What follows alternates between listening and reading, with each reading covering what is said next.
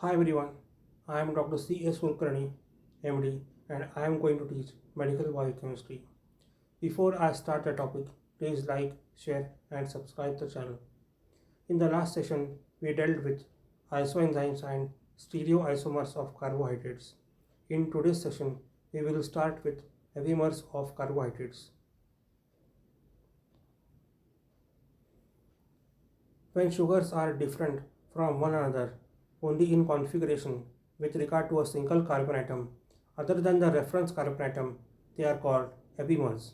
For example, glucose and mannose are an epimeric pair which differ only with respect to C2.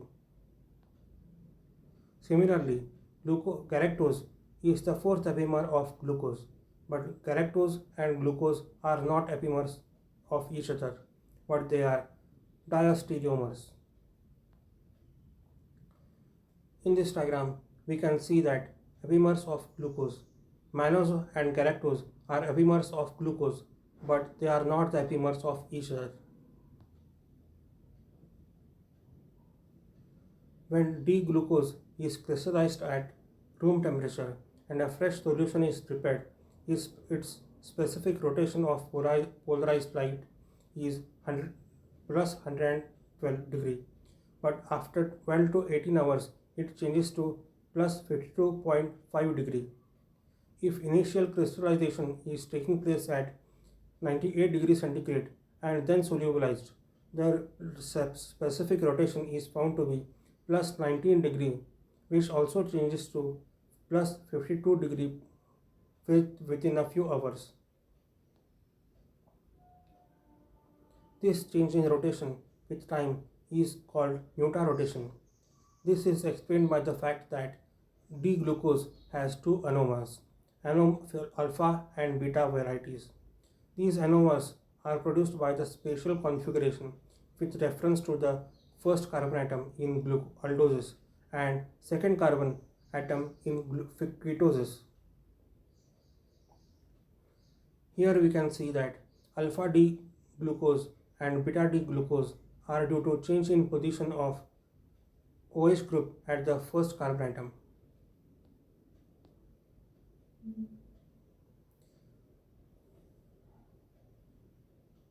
Hence, these carbon atoms are known as anomeric carbon atoms.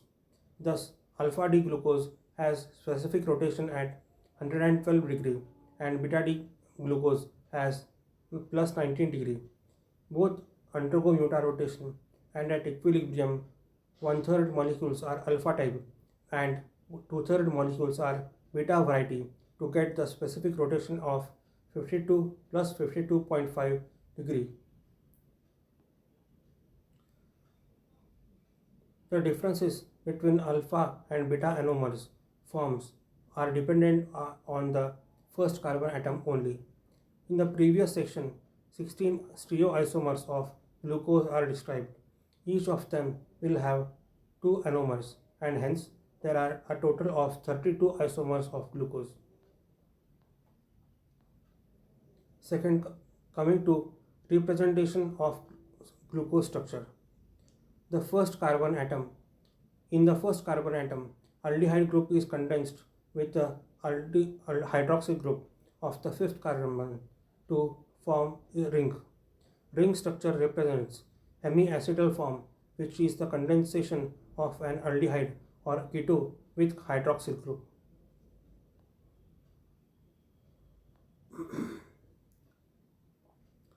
In this diagram, we can see that open chain projection and closed ring structure of glucose are seen.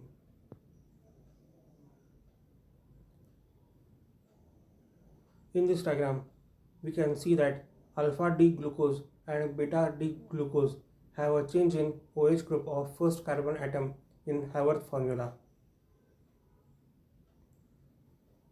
Here we can see that pyranose ring structure is present.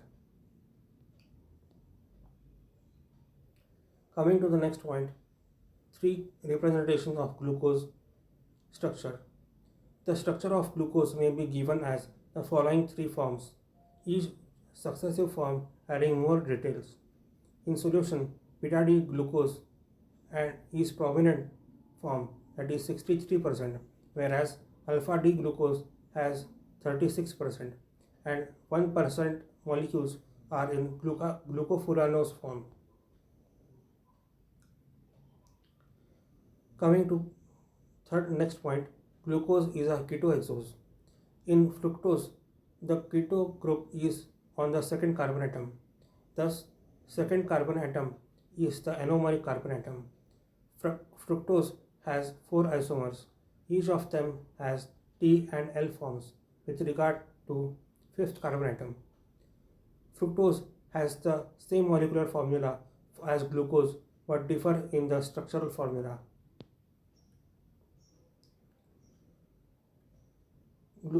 So glucose and fructose are functional groups, that is aldose and ketose isomers. D-glucose is levorotatory. Only D variety is seen in biological system. Fructose remains predominantly as furanose ring structure. Fructose is a major constituent of honey. Here we can see that alpha D fructose having a furanose ring structure in Haworth formula. Coming to reactions of monosaccharides. In sugars, the following three properties are seen together. First, mutarotation. Second is reducing property, and third is formation of osazone or with phenylhydrazine. Coming to the first point, enediol formation.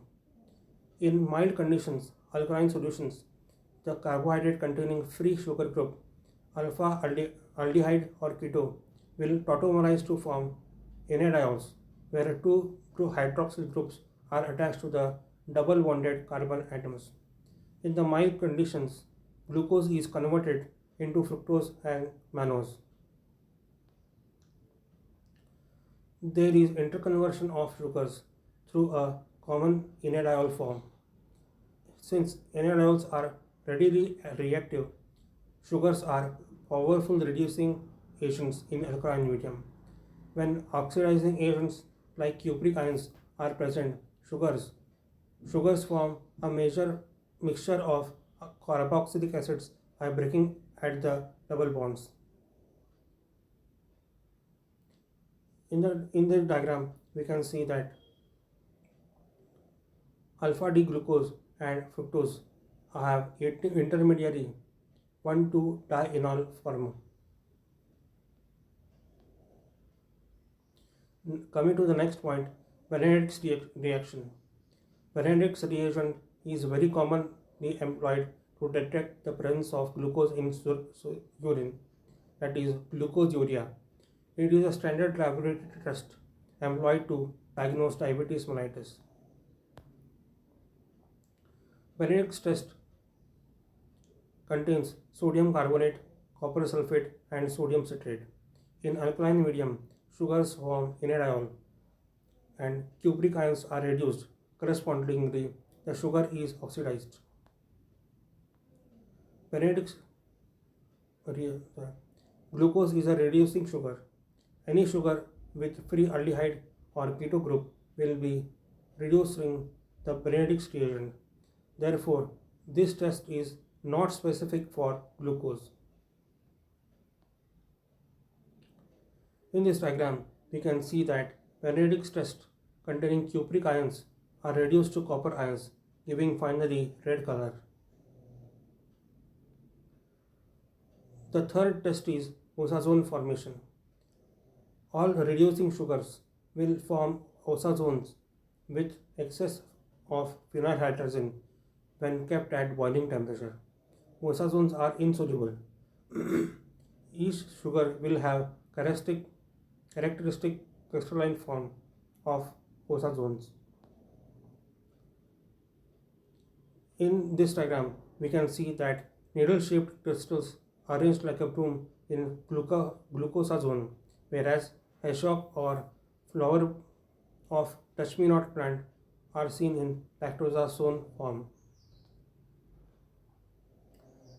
Here we can see that sunflower shaped or petal shaped crystals of maltosazone are seen. The differences in glucose, fructose, and mannose are dependent on the first and second carbon atoms, and when the oxazone is formed, these differences are masked. Hence, these three sugars produce semi, uh, will, will produce the same needle-shaped crystals arranged like sheaves of cork or a broom. Coming to the next point, oxidation of sugars. Under mild oxidation conditions, that is hypobromous acid, the aldehyde group is oxidized to carboxyl group to produce aldonic acid. When aldehyde group is protected and the molecule is oxidized, the last carbon atom becomes COOH group to produce uronic acid. Thus, glucose is oxidized to glucuronic acid, mannose to mannonic acid, and galactose to galactonic acid. The glucuronic acid is used by the body for conjugation and with insoluble molecules to make them soluble in water for detoxification purpose.